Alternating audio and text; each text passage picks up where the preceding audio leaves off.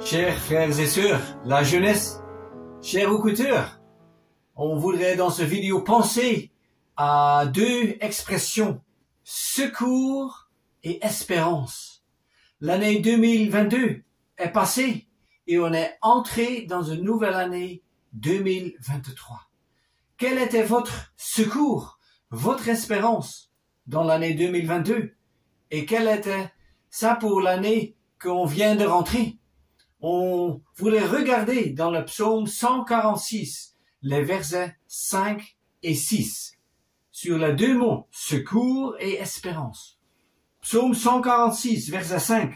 Bienheureux celui qui a le Dieu de Jacob pour son secours, qui s'attend ou qui a l'espérance à l'Éternel son Dieu, qui a fait les cieux et la terre, la mer et tout ce qui s'y trouve, qui garde la vérité à toujours.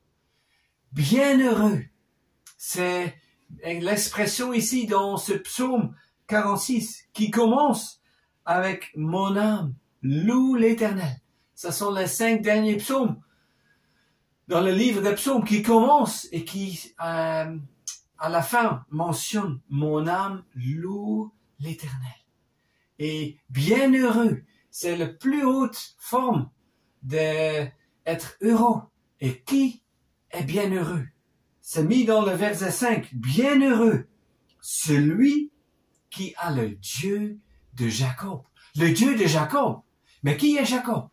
Jacob, on le trouve dans le premier livre dans la Bible, souvent avec Abraham, Isaac et Jacob. Jacob, fils d'Isaac et Rebecca, et frère de Ésaü, il avait souvent des difficultés dans la vie.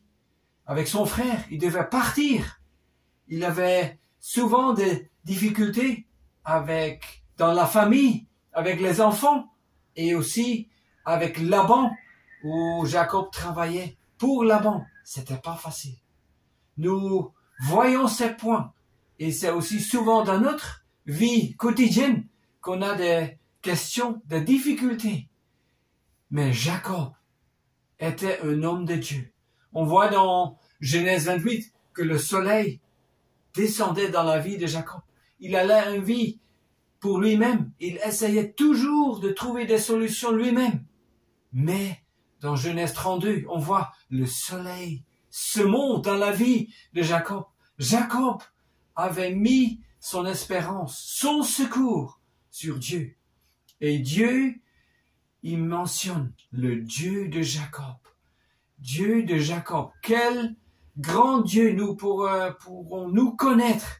Et j'espère tous qui écoutent que vous connaissez ce Dieu. Nous, on a aussi le Nouveau Testament. Et là, on voit que ce Dieu a donné son Fils unique afin que quiconque croit en lui aura la vie éternelle. Rapprochons-nous de ce Dieu de Jacob, parce que le troisième point, il a un secours. Il veut nous aider. Il a un secours pour tous les jours. Dans l'année 2022, peut-être il y a eu des difficultés dans votre vie familiale, ou dans le travail, ou dans les assemblées. Mais le Dieu de Jacob, il veut aussi être là pour vous tous, pour un secours. Et on peut nous rapprocher de lui. Il a un secours.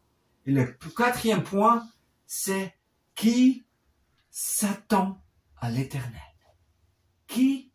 Quelle est votre espérance? Dans le monde, on voit que les gens ont des espérances à des personnes dans la vie, des gouvernements ou des grandes personnes dans des business ou des personnes avec une grande influence. Mais on voit dans le psaume 46, ne vous confiez pas dans les principaux. Le Seigneur nous demande, nous fixe les yeux sur lui et qu'on ne met pas notre espérance, notre confiance jusqu'aux des personnes. Mais votre confiance, votre espérance, votre secours au le Dieu de Jacob. Qu'il est là du début jusqu'à l'éternité. Et il va prendre votre main, jour après jour. Quatrième point, qui s'attend, et on voit un verset dans Ésaïe 40, qui nous dit, Ésaïe 40, verset 31, « Mais ceux qui s'attendent à l'Éternel renouvelleront leur force. » Et c'est ça le Seigneur veut, que nous, on se renouvellère notre force chaque jour, les yeux fixants à Jésus. Il est l'Éternel, notre Dieu. C'est le cinquième point que je voudrais voir ensemble avec vous. Qui s'attend à l'Éternel, son Dieu, mais est-il aussi votre Dieu personnel?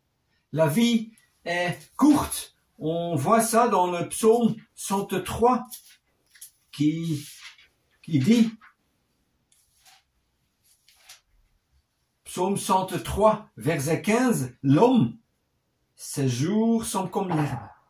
Il fleurit comme la fleur des champs, car le vent passe dessus, et elle n'est plus, et son lieu ne la reconnaît plus. » La vie est courte, et c'est important que dans cette vie, qu'on a une secours, une espérance, pas pour la vie juste ici sur la terre, mais pour l'éternité.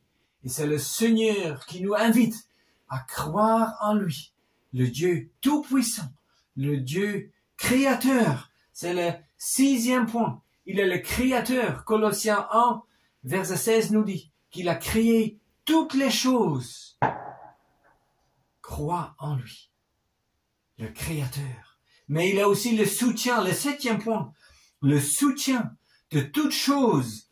On voit dans Genèse 8, la dernière verset, qui dit « Désormais tant que seront les jours de la terre, les semailles et les moissons, et le froid et le chaud, et l'été et l'hiver, et le jour et la nuit ne cesseront pas. » C'est le soutien de toutes choses. Il organise tout, jour après jour. Et c'est ce Dieu-là qui invite à nous rapprochant de lui, que nous serons bien heureux si nous croyons, si nous avons notre espérance, notre secours en lui, le Dieu de Jacob. Et le dernier point, le huitième point, c'est qu'il garde la vérité à toujours. C'est le Dieu fidèle qui changera pas. Hébreux 13, 8 dit, Jésus-Christ est le même hier et aujourd'hui et éternellement. Et je voulais finir avec le texte qui est dans le Deutéronome 32, verset 27, qui dit, le Dieu d'ancienneté est ta demeure, et au-dessous de toi sont ses bras éternels. C'est ce grand Dieu qui est là, aussi dans l'année 2023, qui veut être ton secours et mon espérance, gardant notre yeux, fixant à lui, et veut nous aider jour après jour. Quel Seigneur! Amen.